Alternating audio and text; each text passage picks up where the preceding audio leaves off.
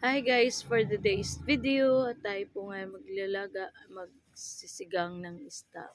So ayan guys, nagpakulo na po ako niyan ng luya, sibuyas, kamatis. At syempre, after na pong kumulo ang ating sabaw, ay kailangan ilagay natin yung isda. So ayan guys, nagay ko na nga po yung aming isda. So after po niyan, mailagay natin yung isda,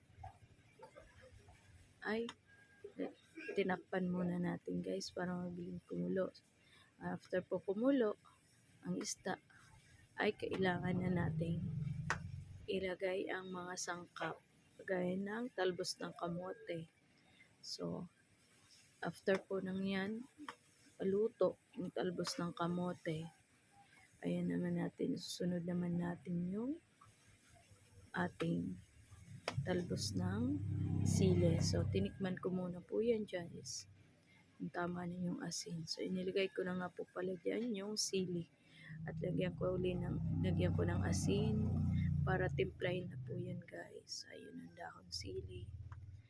Ayan, thank you for watching. If you like my video, please like, comment, and share. At kulang nga po ng asin yun. Asim po yun guys. Yung pagpadagdag lasa sa ating sinigang na isda. Thank you for watching mga ka-reels. If you like my video, please like, comment, and share. Bye-bye!